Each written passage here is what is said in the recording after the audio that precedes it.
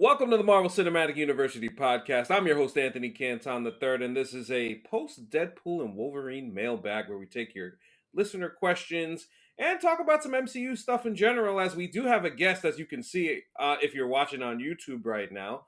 But firstly, let me just say, more so than anything else, Marvel Cinematic University Patreon, patreon.com, where you can get our bonus content. We are recording a subscriber mailbag after this episode. So we appreciate our listeners for giving us wonderful and outside the box questions, to say the least. And we do our best in answering those. We have the Bad Boys movie trio that we still have to do because we've already done the fourth one. So we're starting that Bad Boys next week. So you could get that. Obviously, the Discord, $3, Avengers level, $8. Appreciate everybody for supporting. Subscribe to the YouTube as well. Let me introduce the panel right fast. First, the super producer, Jake Christie. Jake, how are you? I'm doing well. Wonderful, wonderful. And we have a guest. Our pal, Dpalm, has returned. Dpalm, how you doing, my man? I'm doing wonderfully. Thanks for having me back, guys. Wonderful, wonderful. So before we get into questions, I did want to get Dpalm's perspective and what he thought about Deadpool and Wolverine, a movie that is fastly scorching its way to $1 billion worldwide.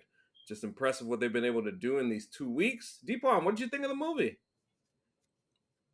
So the first time you guys had me on was for X-Men 97. And while we had kind of friends in common, we had never really truly interacted. And I think you guys got an adequate representation of the passion I feel for the X-Men universe. It means a lot to me. And while I have well-documented negative feelings towards most of the Fox mutant output, I gotta say that this was as close to a let Ryan Reynolds say thank you to a bunch of people on camera. And they did it while wrapping it in a story that was, on some Kurosawa type stuff, there's only so many types of stories you can tell. And I thought they did this one in a way that was grounded while also being the kind of outside the box fun that we hoped it would be. And so for me, it was a huge one. All the fan service, like people, oh, the fan service. Yes, guys, we're fans and we're being serviced. Like, I don't understand why when that's a complaint, I'm like, oh, you came here to be mad. Like, okay, fair enough. Yeah. Like, that's why you entered the room. That's fair. But as a fan who was serviced by a lot of the things that I saw, I was, more than anything, it was made by people who gave a damn. Yeah. And that bled through every second of it. Nice. Is there one character moment or surprise in particular that stood out to you the most? We had a fun conversation about this. I'm 39 years old. I owned X-Men #1, the biggest selling comic of all time. I was raised to be a Gambit mark. Like, I was raised like to even get that, to get like Channing Tatum's Make-A-Wish, like that's cool. Like, it's cool. It's just cool. Like, it's I don't know, man. That's cool, but also the opening when I famously have gotten in trouble for being honest about how I feel about Logan. And I thought that the opening set piece, literally playing with the skeleton, was I was like, oh, so I'm ahead. This is great. This is bonus points for me. That movie was silly. It never should have been made. I love it. Wonderful stuff. Wonderful stuff. Wait a minute. How did you feel about Logan? I refuse to watch it. I hate the concept. Really? Okay, so famously, there have been some scripts that have been floating around Hollywood that could not get made. And so they adapted them and attached IP to them that didn't really belong there. I'm looking also at you, Joker. So they did that to get the movies made. And so, like, the fact that you wanted to make like a one last Western movie and no one would do it, so you made it Wolverine, and you aped from Mark Millar, Jesus Christ, don't get me started. Like, come on. Like, this is ridiculous. Oh, so this is like pure love of the comic book game. Like, what are y'all doing? It's pure disgust of making a Western, tossing Wolverine in it and calling it a movie and saying, oh, no, it's not. And it goes back to my core of the problem with the entire universe is that they were ashamed of their source material. It's the reason I've been angry towards Warner Brothers for 20 years. They are ashamed of where they came from. And for this movie to put on the yellow suit, to have Channing Tatum doing all the Channing Tatum things, to have even Laura Kinney put the glasses back on. Like, that's attention to detail from someone who gives a damn and who's not ashamed of where it came from. I appreciate that. Even though I gotta admit, I like Logan. I thought it was pretty good. I don't begrudge anyone who liked it. Yeah, I don't you mean my like problem the is with it ethos. existing. Right, I understand. It's like, hey, we made a comic book movie that's not a comic book movie. Like, just make it, like, stop being ashamed or afraid, or stop pretending that this is IP you give a shit about, and it's not just a way to tell the story you wanted to tell. But I wonder, is that just a function of also, like, at the time, Hugh Jackman thought that this was the last thing we were gonna do, and maybe this was something Hugh Jackman thought the check wouldn't bounce. But like, if you look at Hugh Jackman's career, that's what he does. He does these big roles. He does like plays for like 2 years. Then he does like Broadway. Like, he does stuff that actually invigorates him as an artist. And then he comes back and plays Wolverine. And this time he got to do it with one of his friends and have a great time. Like, that's the other thing about these sets is you always hear about what a good time people are having making these pieces. Like, people are like, I didn't like the effects. Dude, the people who are doing it are having fun. They're living out the dreams that literally, we've all written fan fiction in our heads. And if the fan fiction on the screen doesn't match ours, it colors our perception one way or the other. But, like, at least we're living in the universe that we agreed to live in. Like, it felt for me that Logan was an apology for ever making superhero movies in the first place. Interesting. That's I would have never thought of that. But that's why we have. I've thought too much about it. My only thought is I would feel differently if Hollywood was making the type of movie that Logan is without it being a superhero. Hands up, I'm not saying it's their fault. I'm saying it's what happened. No, I understand. Also, because I'm not a comic reader, it doesn't bother me as much. But I do also, at the same time, I'm like, I do kind of feel bad for this generation of filmmakers where it's like, either you make a $5 million indie drama, or you have to adapt a piece of IP. Like that, I don't blame people for trying to square the circle, unfortunately. And again, I didn't say it was their fault. I just said they adjusted to the reality. They couldn't get their movie made, so they did what they had to do. Like, we all do stuff we have to do. I just don't have to like the situation. I understand. No, I understand. I think I completely understand with what you're saying, and I do want to add that bit of context. It's not like they're like, we could make this movie, but we're gonna make it. And it's like, no, it's like I guarantee you the meetings they had. It's like, well, if you get rid of these 2 scenes of violence and cast a nobody, we can make it for $3 million.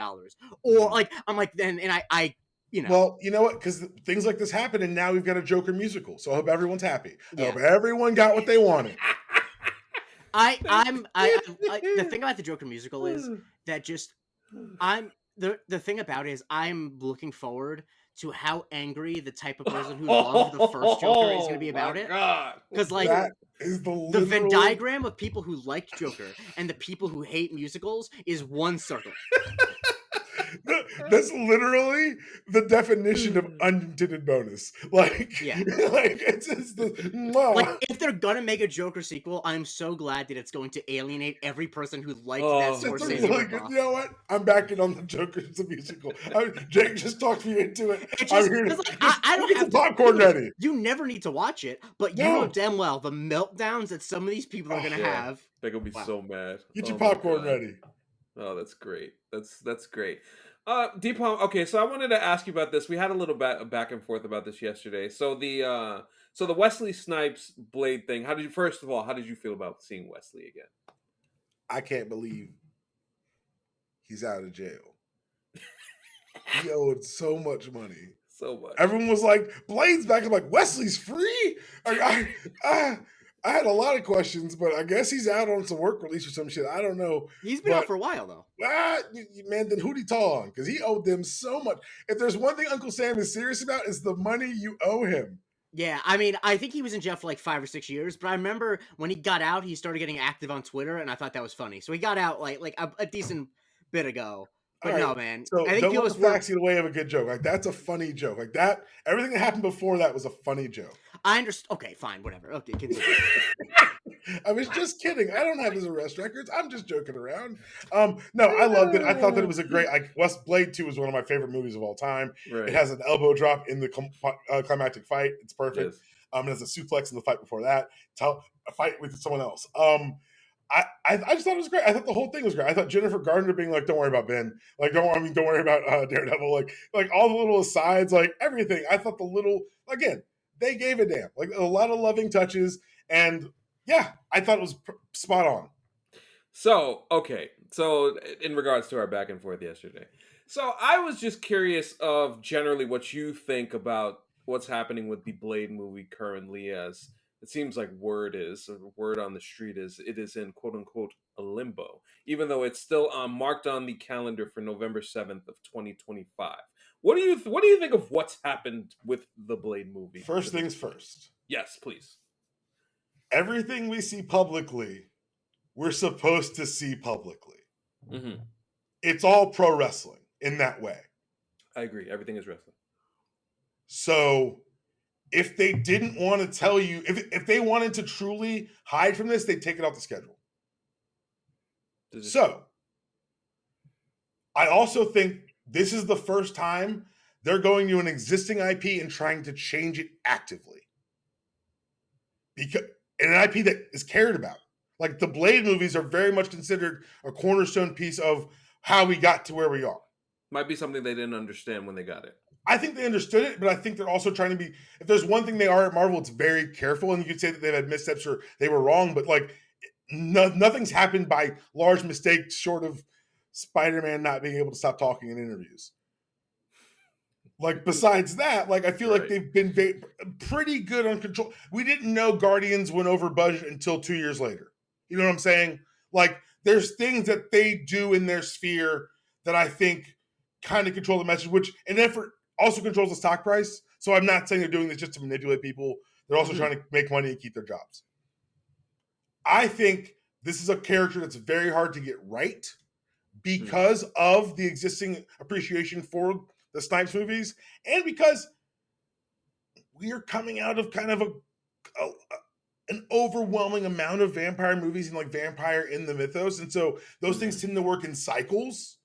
And I don't know, like there's the Buffy cycle and the Twilight cycle, and I'm not sure if and I'm sure there's one after that I'm missing, and I apologize. And all you fandoms, I'm sure we're gonna get the put down the stakes. Jordan, it was a joke. I love whatever you love. I love. I don't want to hear. Yeah.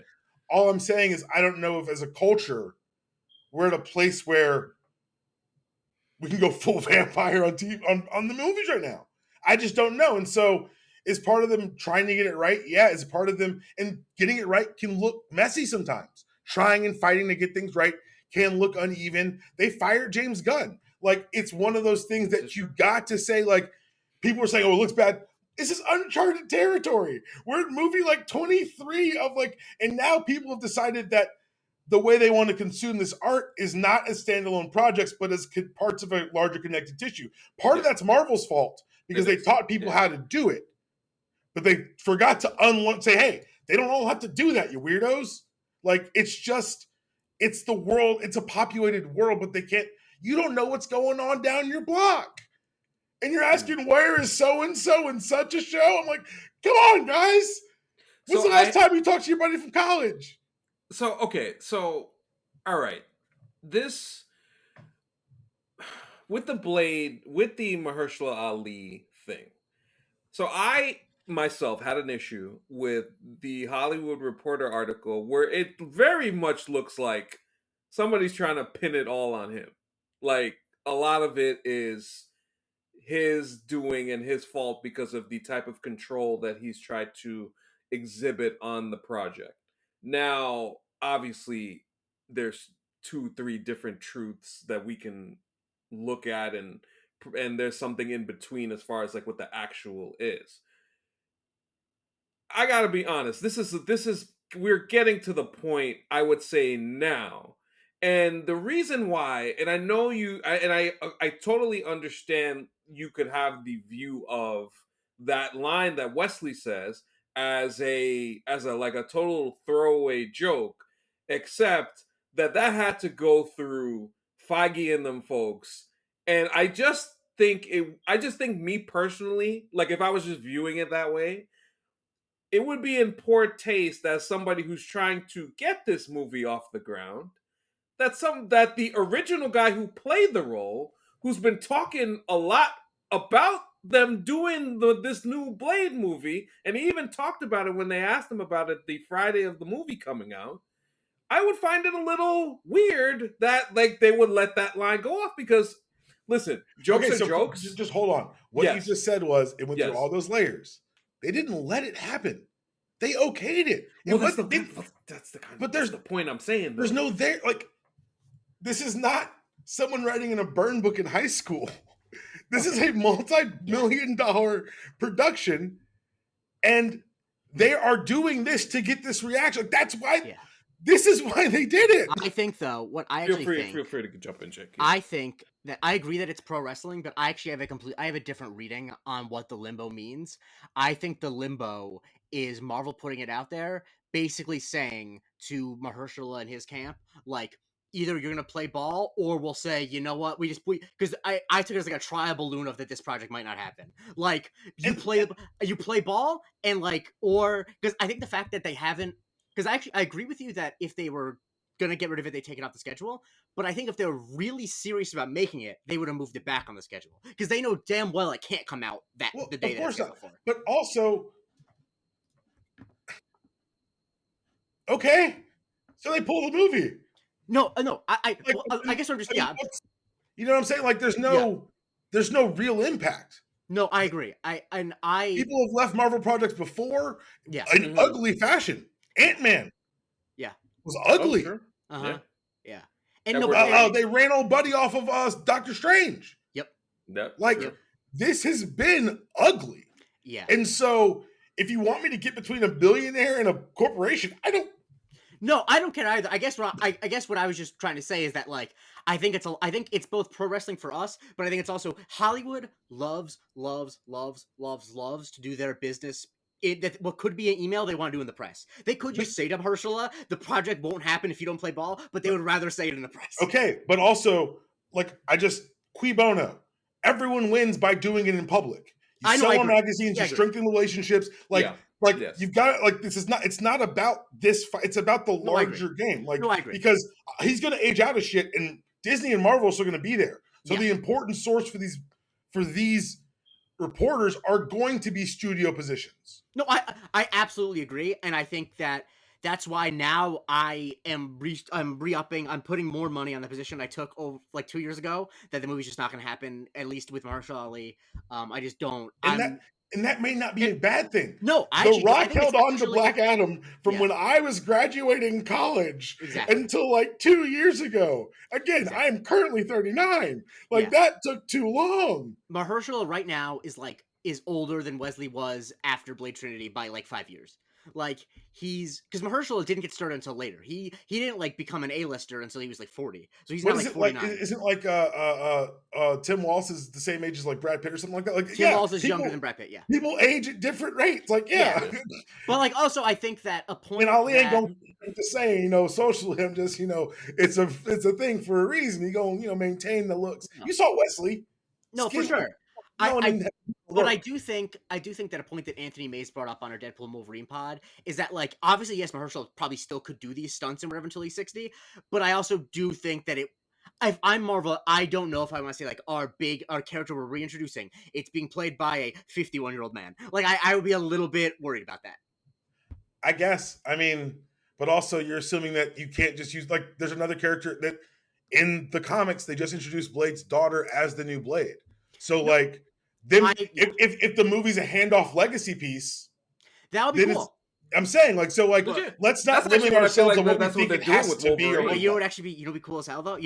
But the problem is, what would be a better movie than that with Mahershala is if they did that movie with Leslie. That may be what happens. That would be They tend to win. Yeah. They tend to figure shit out. So, like, I'm not going to be like, this is where they fumble. I think you and I are in agreement about one thing. It's like, I think that, like, they're being careful, and I think that is the smart decision, because, like, they already have enough fucking movies. They don't need the Blade movie now. There's no rush for Blade. Like, I think that what they've realized too is that, like, a bad project, even if it seems inconsequential, hurts every other project around it. Like, and so I think they would rather not, like, if they put a Blade movie out and it doesn't work that well and doesn't make that much money, That's not just, you can't just shrug that off, because that's a full 3 months of a promotional cycle you spent promoting something that didn't work.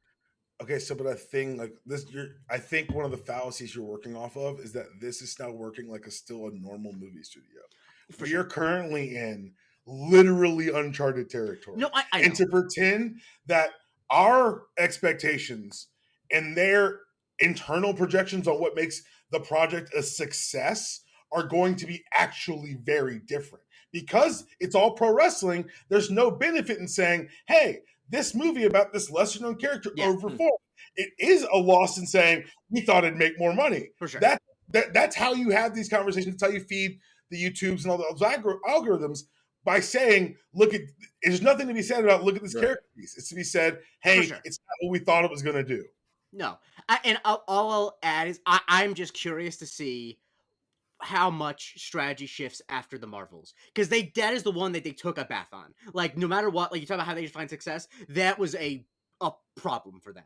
And they couldn't do promo because it was during the writers' strike. I understand. There's lots of reasons why we can say it underperformed or it cratered the studio. It's Marvel. It's never been done before. I disagree with you, though. I think that the corporate people in studios, they want blood. They're looking for stuff. They don't give a shit about the strike. They're what he said there, that's true. This movie underperformed because it has women in it and was directed by a person of color. That's what they're saying. Like, they're not saying it's because of the strikes. They're saying it's because it's about characters people don't care about and all that. And I wish that was as people who aren't in the rooms. I think that is disingenuous to say, looking at the history of Marvel. That's just all I'm saying. As we look at the successful products that they've had, to say that one says it couldn't be done and now they're going to shift entire strategy is not only like extremely short-sighted, it is saying that they had no real plan in the first place. I think that Kevin Feige isn't going to change the plan. I can see Bob Iger coming in and saying, all right, Kevin. Has he done it yet? But I mean, look at how much money Disney Plus is losing, though. I mean, that's the thing. Like, that's how much money they are telling us Disney Plus is using. Let's do this really quickly. What do you think Disney Plus is? Do you think it's a content service? No, of course not. What is it? It's basically to get information on people so they can sell data collection service. Yeah. So you combine that with 60 years of parks data. They've got the most valuable data on the planet. This was never, the streaming wars were always going to be won by Amazon, who has all your delivery information and all your server information, and Disney, who owns everything else. Yeah. Because they already have park data. So I'm telling you that the loss leader here, where Amazon undercuts other people to ship things, that's what this is. No, I understand. I just don't trust studios to be smart. I guess that's the thing. I just don't trust them not to screw this up. I tend to agree with Jake, but I will say, Dpalm, your point is a great segue to our next topic. Yes, let's do it. Which is Robert Downey Jr. as Dr. Doom. Firstly, what do you think of this casting? I'm fine with it. I think it's cool that he's back. I think that it served two masters in that it steadied the ship after Homeboy, and it also acquiesced or winked to a very loud, though I would argue not representative portion of the fan base that says we want the things the way they were. Yeah. And so those are the same people who begged for the Zack Snyder cut that didn't go see it. So like that's like it's like so like we can say these people have power, these people are changing strategy, but I can tell you right now, no, I wouldn't listen to them. No, I wouldn't either. I wouldn't either. I mean, my dumbass watched the Snyder cut. I'm so sorry. I have no kids and I was drunk. It's whatever. That's all. Hey, you know what? That's a good reason. Yeah. I will say this, that it's cool. People were like, or what I think is very funny, people were saying you're changing too much, and they brought back Downey, and now you're like, you're going back to the well. It's like, it's literally what you asked for on a lot of levels. That said, they have not dropped a big character yet, like where I've been like, oh, they really gutted this character. I agree with. Yes. And a character is multifaceted and with so many stories as Doom. People say he's back for 2 movies. We know what they tell us. I can't stress that enough, because the idea that a Doom variant couldn't show up in Fantastic Four is beyond me. Yeah. So like, we don't know what the plan is. I think it's cool that like now I'm on the lookout for Dooms. Yeah. I think the one thing that I come across from when I saw it was that, okay, this is something interesting, and I don't know what's gonna happen, Yeah. and I actually like that. Yeah. I like that. Yeah. I like that idea where it just introduces a little spice to the whole idea. And I know a lot of people were mad at it generally, and this is kind of what we were talking about previously, just a minute or two ago, regarding the whole studios thing. Because I do feel personally like after what happened with the Marvels, it does feel like Bob Iger came in, and it just like I just imagine it in my mind. And obviously, this is all speculation and stuff along those lines. But I will say, I imagine in my mind, Bob Iger going to Kevin Feige is like, all right, bro, you had a couple years to do like the extra shit. Like, can we get back to the Kevin business, Feige please? has proven time and time again when that happens, he puts his dick on the table and says, "I will leave." Yeah, that's fair. He ran off TV, but dickhead. Oh, true. Like true, he doesn't true, lose. Like true, that's true. the thing is like we're looking at Kevin Feige as like this. Oh, look at him! He plays so nice. He's so creative. No. This motherfucker has shanked people on his way to get to where he is. And the idea that that a guy who left and came back is going to push him around. I think that is wildly unfair to Kevin Feige. I think push around is strong, but that's what you're saying. But what I'm really actually saying is when you show numbers don't lie. So like the past year, you can make the argument. I don't agree with it myself, but you can make the argument that after the Marvels, and yes, consider all the things with the strike How many and years not have being we able to doing this? promote stuff. Wait, what happened? How many years have we been doing this? The Marvel thing. How many years? Since 2008. So we're talking 16 years now. So at 16 years. 16 years, yeah. 2008. Does it seem let's take the things we love out of it. Mm-hmm. Does it seem a wise corporate strategy to second guess a blip? Just no. Okay. I wouldn't feel that would be a wise decision. But again, so now let's reinsert the things we love into it. And let's say historically that this company and the company behind them, in times of people saying we don't want XYZ from other valued IP, Star Wars, they've sometimes over-adjusted, readjusted, but they still hit their numbers. And so I think they've learned some lessons from that, because as they've proven, maybe it's not as bulletproof because it's not 60 years of Marvel, it's 16. Mm-hmm. So while there may be some, like you said, some adjustments, I don't think that the path is, I don't think this is where if Deadpool had cratered, that now we'd have a completely different, because they would have proven that they ran an IP into the ground. That we had discussed for sure. But that was the thing we were saying for years, that this was the movie that Act One was them fighting on the ashes of the Fox logo. So like they've conquered their contemporaries. This is a victory lap. Like if you want to talk about what that movie really was, it was a big fuck you to everyone who screwed up these characters at Fox. Yeah. I would agree. I think the thing that Deadpool and Wolverine also proves is that there is inherent value in the older characters that might not be there for the newer characters. I think that's the thing that, Well, this is the biggest. This is to me the biggest question, because this is my personal opinion as far as how they've handled these new characters. Listen, at some point you're gonna have to get these new characters over, like wrestling. You gotta get them over somehow. Like it has to be a point where you can't lean on the Downies and the Evanses and the Hemsworths of the world. Like it's gotta be some of these new folk that you really have to give them an opportunity. And if the opportunity is there, let them have a chance. And if they fail, they fail. But you can't rely on that forever. Is the point. Now again, like you said, and intrigued by it and then say, well, this is a bad thing. Like either it's like I understand that there's nuance and different sides to it, but like I feel like as fans, we've been insanely spoiled for the last 16 years. Agreed. And so we also haven't given any of the new characters a chance to breathe yet, because everything slowed down. Yes. They haven't had a chance to really make impacts. And so I think, I hate saying this, but I'm very much in a wait and see place with a lot of this. Yeah. Remember when Hawkeye came out, everyone loved it. Mm-hmm. Yeah. Like, and people, a Werewolf by Night was a smash hit. That was good. And so good. Like, I think that this insistence on focusing on our missed internal projections on what we think a Marvel movie should be I think we can look back to phase 1 and say, did these movies make $1 billion?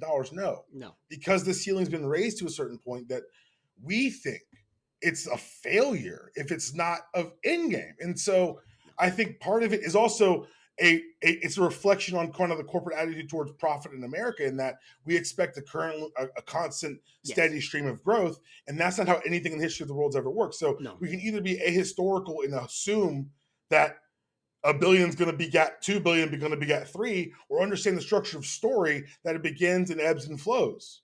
Yes, there's also the natural evolution of us as people, as obviously as stated before. This started 16 years ago. None of us are who we were 16 years ago. I think so. I'm much worse. I'm much worse. But I think the thing that you talk about slowing down, I do think that I actually think that that's like 90% of it. Like, because I've said a million times, between 2008 and 2013, that's like 5 or 6 years depending on how you count it. Tony Stark was in 5 movies in the MCU. It was cocaine. It was just the fact is, the characters that are going to be the big characters moving forward, it's like I say all the time, like, I think I understand that they want to introduce a bunch of different stuff, but it's like, I think if you want Shang-Chi to be a new big character, you have to have him in another movie in 3 years. You can't go 5 or 6 years without having him in another movie. I think that's but the thing is that, like, I agree with you from a storytelling perspective, from like how it's been done in the past. What we're hearing from the public, from people who have large followings, is that there's quote unquote fatigue, and so then they're slowing down releases, which then creates the space for us to say we're not seeing them enough. You see how this problem begets a new problem. But I would say that the people in my life who are not super into the MCU are not saying that about Shang-Chi. They're not saying about a new character.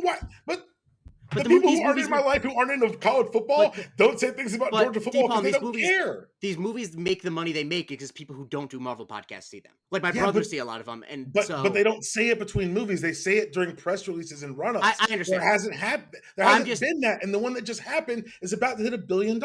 I'm just skeptical of when Shang-Chi comes out that my brothers who went to see it with me will care. I'll just say that. Cool.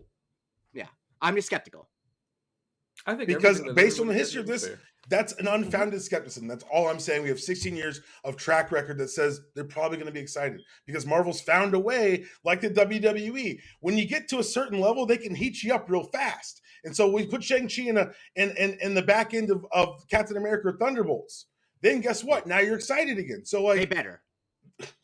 Or what? Oh, I'm going to keep doing this podcast. Don't act like I'm the only person here taking a tone. We're all getting heated. I'm not heated. This is fun. I don't care about any of this. It's fun. No, I think that, I guess I think I'm just very cynical and I don't trust anyone to do the right thing. I think because I have such a symbiotic energy with Jake doing the show over the past 6 years and 6+ years now, that there is more of an I feel like there's more of a reading tea leaves more so, and then seeing how things are going. I think the Disney Plus thing is a perfect example of that, where you can ask questions about who's making money here and who's making money there, and why does this make sense, and why does this project come out, and why does this project not come out. There's a lot of questions to be answered regarding that, but I understand the skepticism, because I will tell you, like, last year, going back to 2022, I was the same person who was like, I think a lot of this has to do with how we react to these things now as opposed to how we reacted to them when they first came out. I think we've all changed a lot. Yeah. I think that's a big, huge part of it. Doubling down on what you just said, and I think that's a fantastic point, because I say this to people who have reactions, like weird visceral reactions to the new Star Wars trilogy. I'm like, you've got to understand, bro, like, we're not the target audience. No. They're trying to hook people because the entire goal is to create fans for life. Yes. So if I can hook a 10-year-old by giving kids weapons in the third act of Thor, by fulfilling a childhood fantasy, and we say that's so weird, it doesn't look great. Guess what? That kid is going to eventually be sitting on a podcast with his friends talking about MCU stuff because they made him care at a young age. And so I say this about pro wrestling too. Like, sometimes we're not necessarily the catered to audience, and that's okay too, because you got to make stories for everybody, which is why Deadpool and Wolverine was so successful. And I think Ryan Reynolds spoke to that. When Batman comes out and Batman is a PG-13 movie, you're limiting your ability to grow your audience. We saw it play out time and time again in WB. And if, like, when we say skeptical of studios, let's be skeptical of people who burned us repeatedly in the face with axes. Yeah. Not the ones who treated us lovely and gave me a yellow Wolverine costume. For sure. Yes. You know what? You're right. I also think because some of the things that Bob Iger said during the strike, I'm like, I can't trust this guy at all. Oh, that guy's a piece of shit. Yeah, we know that. But he's also a suit.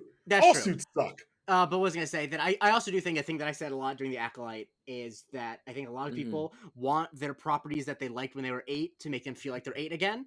And that never will happen. The reason, and I think that making peace with that is like a thing that it's when I first saw someone point that out, it like synthesized so much about it synthesized a lot about politics too. There are a lot of people who vote because they think that they're gonna. It's like, why don't people ride their bikes in their neighborhoods anymore? It's like people do. You're just not 8 anymore. You don't live near people who own bicycles, sir. Yeah, it's because you're so afraid you live in a gated community with a Ford F-350. Like that's why I don't ride bikes in a very established drone program. I don't know what's going on. Exactly. You don't want the government to tell you wear a mask, but you're in an HOA, so you can't paint your door anything but green. Anyway, that's a specific gripe. Hey, you me. Yes. So, like, when we originally started this questions segment, as far as asking you about Dr. Doom, there was a question from Silent X Audio who sent it to Dpalm. Are we gonna get a quote unquote real Doom backstory at some point? Doom is. I mean, I feel like they got to, right? I mean, on the one hand, yes, kind of. But, like, it doesn't really matter. How we got here doesn't matter. That's kind of the thing about Doom. It doesn't, like, yes, there's a feud with Reed, and yes, his face gets scarred, but beyond that, like, he is Doom. Can I ask something? Can I ask your opinion on something? Because I've seen a lot of people express discontent about the fact that, once again, they cast an actor who is not of Romani descent to play Dr. Doom. How important do you consider that to be a part of his backstory? I just want to voice it because I don't think people actually care about it. Just because it's not a problem for me doesn't mean it's not a problem. Yes. I personally don't find that as integral to his backstory. They didn't say this about Scarlet Witch. Yeah. Well, I mean, I have seen people say that about Scarlet Witch. Okay. Yes. Well, they didn't give accolades when they race corrected Elektra on Daredevil. Yeah. So, like, certain points, certain times, certain people are using certain things to get eyeballs on other causes, and that's fine, and I understand that. I understand how the attention economy works.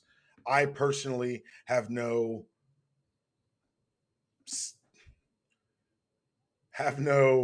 opinion one way or the other on the actor they chose because, again, we just talked about how many boxes they were checking. To focus on the boxes they didn't check seems disingenuous. Yeah, I wasn't trying to set you up or anything. I just want to know that from a comic, because I was seeing people saying it was integral, and I'm like, the comics, like how, because it obviously varies. There are some people where it's like, it's one line that says that their mother was Guatemalan, and then you cast someone whose mother is, from Honduras. It's like, oh my God, but yeah. As I've always felt about these things, especially now more so than recently. Listen, I am all for representation in all types of forms. Whatever 100%. Whatever you could do to get that on the table, absolutely do your best to. Also, like, the hard reality of this is also it's a business, man. Like, people up there only care about box office, and really that's really it. Like, unfortunately, but also they hired a deaf Native American woman to play Echo. Yeah. So, like, So it's not like it's a lot. I mean, if you look at that, if you look at Miss Marvel, like, it's not like they're not trying. I'm not trying. I don't want to poo-poo this by saying this, but I think especially because even though Pedro Pascal is, like, famous, he's not a proven movie star. And I think that with the whole Fantastic Four thing, even though Dr. Doom's not going to show up until Doomsday, I think when they're rolling out these new people, I don't think that there really was a possibility that Dr. Doom was going to be played by someone who is not a movie star. And just because the way that Romani representation is, there's I don't know if I'm not going to say this excuse or whatever, but there's a certain level of surprise. I'm like, I didn't even think it was on the table that they were going to cast an unknown to play Dr. Doom. I don't want to be. Maybe I'm just too cynical, and I don't want to poo-poo anyone who thought they might. But I'm like, that just was like if. To be completely honest with you, if Dr. Doom's story was like that they were Jewish, I think they probably would have cast a Jewish actor because there are a lot of famous Jewish actors. But, like, I just am a little skeptical that they were going to go find, because I saw people floating like, this actor's Roman, he could have played it, and I'm like, I've never heard of this guy. I just don't think they're going to do that. And again, I don't try to engage with bad faith statements. Yeah. Yes. So, I mean, Like it just in terms generally. What I mean, what? Okay, let's say Dpalm. Let's What say are the integral parts of the character? Is his origin story that leads to him leading his own nation integral to the character? I would say, excuse me, for certain characters, it's a definite yes. Mm-hmm. You got to have the spaceship and the cosmic rays for Fantastic Four. But the important thing about the story about that character, that group, is the family essence. The important part about Doom is Doom. Tony Stark in the comic books is an alcoholic. Did they make him one in the MCU? Some would argue that was integral to the character. They're able to convey his recklessness and arrogance in other ways. So, is it necessarily saying, oh, you can't tell the story without saying this? I'm the guy who gets frustrated when I see pearls in a Batman project. Like I start seeing red. I'm like, how dare you pearl me again? How the fact dare that he you? didn't Joker. The fact that he didn't Joker was fucking See? malpractice. I can't believe they did that. Ridiculous. And so for me, like Feige also promised me no more origin stories. Yeah.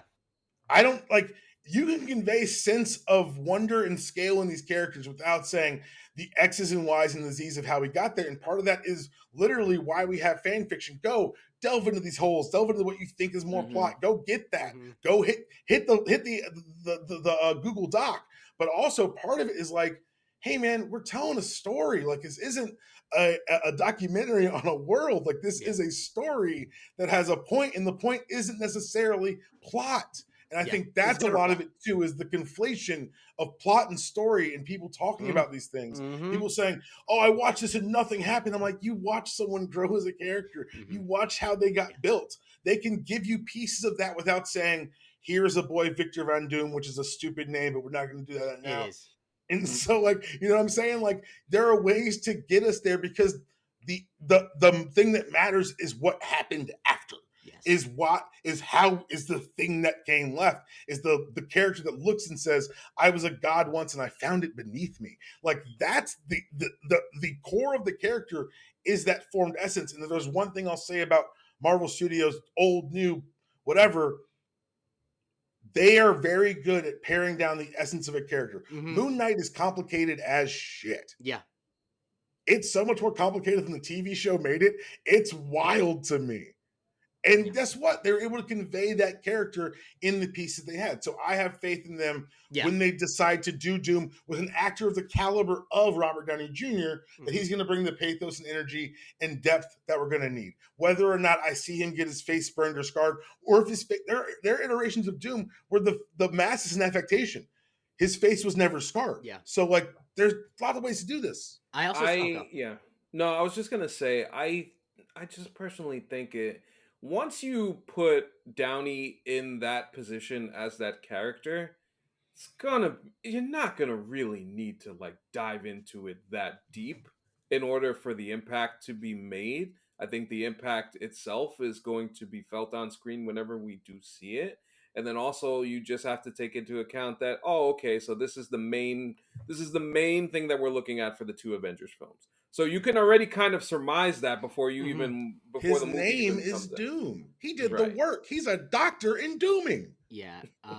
But you know what? He's actually just a PhD in education, so I don't even know if you want to call him that. Wow, that's so true. No. What was I gonna say? That I think that oh, right. That I saw a lot of people being like, "Oh my god, I bet because the cast Downey, they're not even going to put him in the mask." And you know what my thought was, and I might be on maybe I'm being cynical. I'm like, you talk about how like people think he's only been in the 2 movies. I'm like, man, if he's in the mask, that means Downey doesn't need to be on set most of the time. He's going to be in the mask all the fucking time. What are you talking about? Thank you, Jake. This is the man who refused to put on that Iron Man suit for the 3rd one. Like, this guy's going to do whatever he wants. What? I mean, him and Pedro Pascal can commiserate about it on the press tour that they play a character and they're never on set. Hey, it took away Spider-Man's identity, so technically we don't need him on set either. Who said that out loud? Oh my goodness. Yeah. I mean, I think that you know, I just trust that Downey can get, because I think that his success as Iron Man has really, I think, obscured the fact that like he also has a darkness in him that he can portray. I mean, you want to talk about a guy who's had like a genuinely fucked up life. I think his dad gave him his first like cigarette when he was 6 years old. Like he's really like been through some shit. So who do I in terms of actors who I think are charismatic enough to carry a film as a villain and have the well of life experience to play someone who is fundamentally broken and, you know, hurt and wants to take that out on other people and things like that. I'm like, if Robert Downey Jr. wasn't already in the MCU, I'd be like, holy shit, they got Robert Downey Jr. to play Victor Von Doom. That's awesome. I want to do this before like the Doom spin happens. Doom's a piece of shit. Doom makes deals with the devil. Right. Doom sews armor out of the skin of his mother. Doom kills babies. Doom is a bad person. He's not misunderstood. He is not a tortured youth. Doom lives up to he is a dictator whose people love him because that's how tight his hand is on their leash. So Victor Von Doom is a monster. I'll be honest with you, I don't even know why I said this when I was talking about it. I really, the only Doom I've ever seen is the one in the fucking horrible 2005 movie. Anyway, continue, AC. Shout out to Julian McMahon. Mr. Nip Tuck himself. I was about to say, that probably got a Nip Tuck. He made a lot of money off of this. Oh yeah, he sure did. He sure did, most definitely. Okay, so all right, so that was a nice little way that we got to get some Doom stuff out of there. So the next question, shout out to Cleo Ward at Sticks 323. Adamantium was finally mentioned as far as what we're going to see in Captain America: Brave New World. Do you think we will see a comparison to vibranium? What will be the thing made with adamantium first?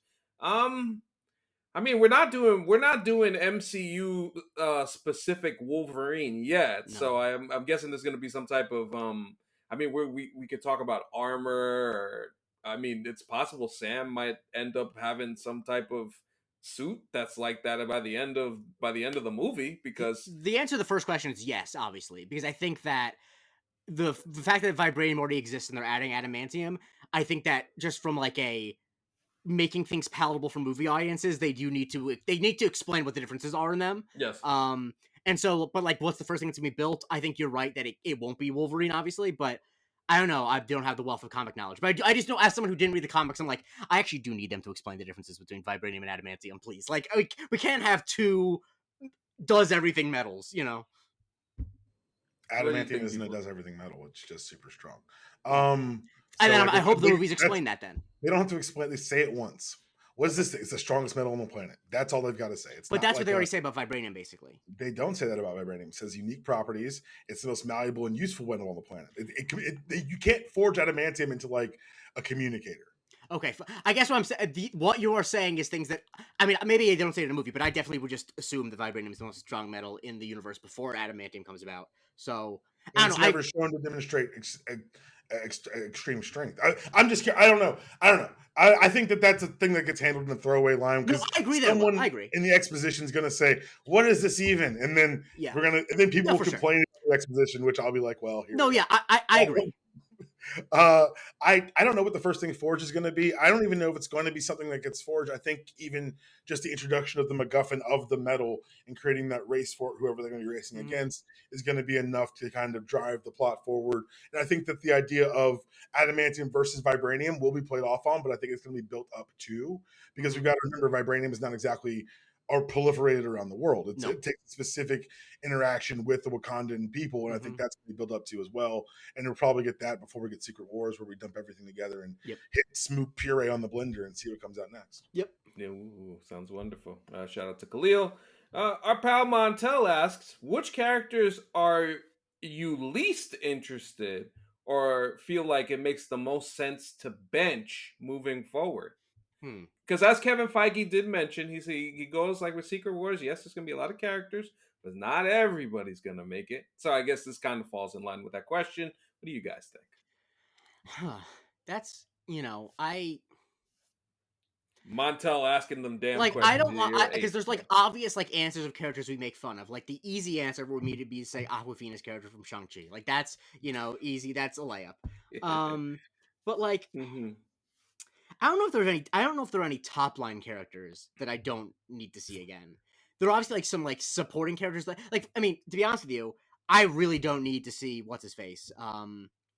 Joaquin Torres. I'm not that interested in seeing him going forward. The new Falcon. Yeah, like that's for personally. It's not him specifically. It's like I actually just don't need someone to take the space of Falcon. Like that. If we're cutting on characters, I don't need that guy to have screen time. How about you, Dpalm? Anybody that you feel like, we can live without. it's not a big deal if they don't No, show up. every character is someone's favorite character. I think that, if there's one, again, the fan service aspect of it all, they try to make sure everyone feels a little seen and respected. And so I think they're going to be, if not judicious with screen time, they're going to have their core storytelling. But I think we're going to get enough of us. Like, there's no one going to be like, I really wish they had shown Nick Fury.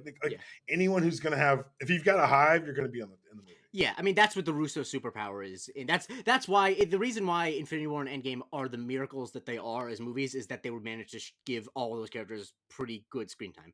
Like that is a task. I think if you asked 90% of directors, they would fail miserably. So yeah.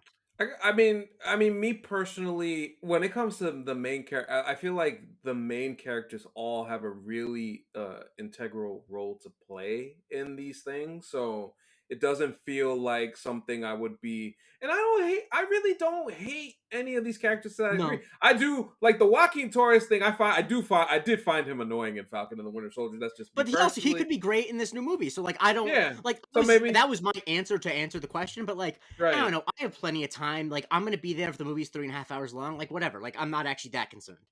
Yes. So appreciate you, Montel, on that. Caleb asks, and this is not a question that I can answer. If you could import any character from the MCU into the Game of Thrones House of the Dragon universe, who would it be and why? So I haven't watched House of the Dragon because, much like King's Landing at the end of Game of Thrones, I got burned by the end of Game of Thrones. And so, I mean, who has like a good fire? Like, because obviously, fire and dragons is, really important in Game of Thrones. Dpalm, are you also not a Game of Thrones watcher? I am nerdy enough.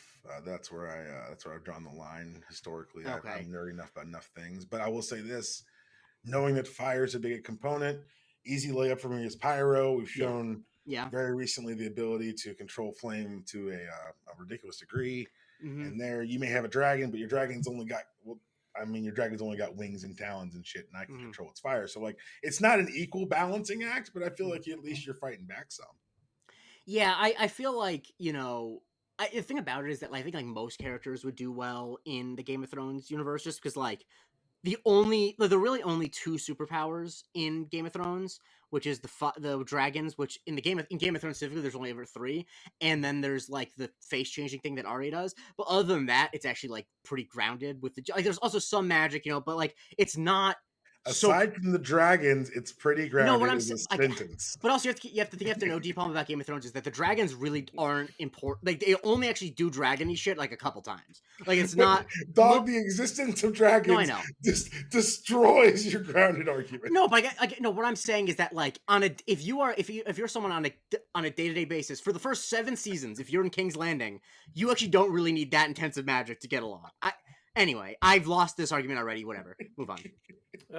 Shout out to Game of Thrones, which I tried, but I just my wife watched it, and I would like be in the room. Yeah, my wife watched the entire series, House of the Dragon. Man. She is way in on all of that stuff. I could not do it. I got nothing. That's not for me. I like my police corruption and drug dealing. Mm-hmm. That's my. There's only 2 types of fantasy stories. One is maybe the dragons will return to bring magic to the land, and the other is, goddamn, how do we get rid of all these dragons? There's no in between. There's the only 2 types of fantasy stories. Yeah. Caleb does have another question. What's the worst or most annoying fan casting you hear constantly? I mean, the general answer is people insisting to only cast people that are already bald as Professor X. It's like they can shave their head. Like, no, but I'm serious. Like, it's because there are actors who like don't fit at all and they're bald, and it's like they could play Professor X. I'm like, that's just so lazy to me. Like, I don't know. It's because I'm for the longest time, like, obviously he's now playing a different character, but I was pro like Giancarlo Esposito playing Professor X, and I'm like, he can shave his head, whatever. Who cares? And so yeah, that's when it's just very frustrating because I've seen every type of actor that just happens to be bald. I'm like, male pattern baldness is a gene. It has nothing to do with your talent as an actor. For me, it goes back to, I think, something Jake said earlier, when it's like, who should play Magneto? And it's like the third lead in the CW drama. I'm like, sirs, like, I need you to pretend that were trying to make money with these movies. Like, it's like, you've never seen them act. It's like, oh, just how they look though. I'm like, that's not a casting, sir. That's not how this works. But Dpalm, you know what's even worse though? Because it's the people who do that, it's not the third lead in a CW drama. It's the third lead in a CW superhero show. Because since they only watch shit with superheroes in it, they only, like, the amount of people that from the Flash universe was like, this person can play. It's like, stop it. Watch more things. Please, Grant for the Gustin, love of God. I would have taken Grant Gustin as a positive over the crazy boy that they. Oh no, for sure. No, I think that's different because it's the same character. But like when people are like, oh, this person who is in like the CW universe can play this character, I'm like, they already have done that. Like, and even artistically, why would they want to retread that? And like, that's the thing too, is there are so many young, talented actors that I would love to see do these big franchise things and get that level up. And like, because also like the talent of acting on the CW is obviously, there are exceptions, is generally not going to be as good as like someone who's doing like real work in like indie dramas and shit like that. You know, like that's why. Yeah. No, go. That's why I'm excited about the Fantastic Forecast, because I'm like, these are like, you know, people I've seen fucking act before, and it's not just people who, and so yeah, it's very frustrating when it feels like people have a very myopic view. Like when Henry Cavill left the DCU, and I was like, who's gonna play in the MCU? I'm like, he can play someone in the MCU, but like, he's not very high. I've already seen him play a superhero. Like, that's not that interesting to me. It's also funny when people say things like Hemsworth wasn't very well known when he got started, and I'm like, yeah, but the MCU wasn't what it is now when it got started. So like, it's harder to. It's not an apples to apples thing. No. Yeah. Daniel Radcliffe for Wolverine. That is That's annoying. one that just like bugs me. If they brought the X-Men in 8 years ago, fine. But now I'm like, I'm done. I'm good with it. Yeah, I think just people's general. I think some of the Fantastic Four castings before. I think it's just a lot of different. I get it. People, yeah. The thing too, people also do Dpalm. I think you'll on the other side is sometimes people cast people who are way too famous to ever say yes to like certain role. Like when people are like, Jennifer Lawrence is gonna play Sue Storm, I'm like, she's not gonna say yes. Anthony Hopkins played Odin. Like, but Anthony Hopkins I think it's very different if it's old and in like a small role. I think like I don't think that Jennifer Lawrence was ever a real possibility for Sue Storm. Oh no, I don't think they even asked her. Like, I think that it's also like, who would Marvel ask? Like, and I don't think she's on that list. Yeah, in the same way that, like, you know, I would have loved for Denzel to take over Kang, but like, not really sure he's going to do that. Oh, if there's a check and they've got the role, that's Denzel will show up. No, but the thing is, Denzel has to. If you look at his career recently, he has to like either be friends with or like respect the director. Because he only works with the same like 5 guys over and over again. Like, that's his whole thing. If you look, it's like, Antoine Fuqua, he'll do anything for that man. And I'm sure if Marvel called and backed it up and said, hey, you saw what Raimi did with Doctor Strange, right? Go do your version of this. Antoine Fuqua making him, let's do, man. You know what I'm saying? Like, we need to get some folks equalized in the MCU. I'll say that. Like, do like a rough and tumble, do like an aging Bullseye, like one shot like they did with the Werewolf by Night. Like, do something like that. Like, there's different ways to make this dream occur, my friend. Yeah, I mean, we're on the same wavelength anyway. Yes, sir. And and I'll say currently, like, I just want Glenn Powell to do great things, so I want to leave him out of these conversations for the time being. So any Glenn Powell as Cyclops, like, leave that for another time. Yeah, he's not. Yeah. And he goes, as I said, I don't like when people fan cast people where if I was their agent, I would hang up. And if I was Glenn Powell's agent and I was offered Cyclops in the X-Men movie, I would hang up. I'm sorry, I just would. I wouldn't. I mean, I wouldn't. I would hang up because if he's not the number one on the call sheet of a movie, unless the number one is Tom Cruise, I'm saying no to everything. That's you, man. You better have a bunch of clients.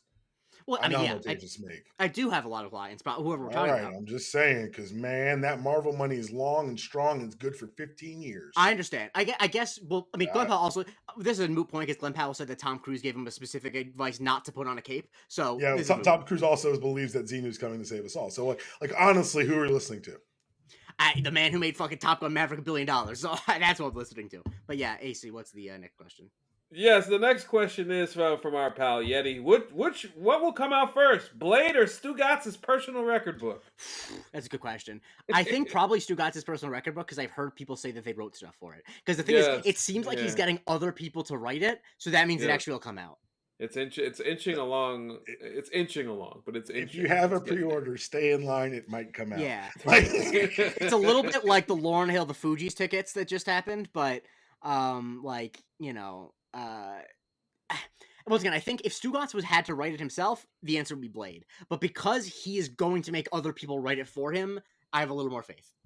No, the thing is, so as someone who listens to too much Dan Le Batard, he's apparently collected all the essays, yes, and has not written like the blurbs he's supposed to write. He got everyone to write their parts for free, and who knows? It could have them all just being doing show, and it could come out next week. Who knows? But the reality they've created on the show is that I might bet on Blade. You're right. You know what? I don't know what I'm saying. That this is the man who once almost had to flee to Belize because of his gambling picks. So I listen to that 30 for 30 occasionally. God, Stugatz is. Shouts to Stugatz. That's a white whale of a guest. I don't know what the fuck we talk about, but that's what talking Stugatz about. He would just ripping cigs, edibles, and driving to the southeast and United States. Damn well he would. I will have a great.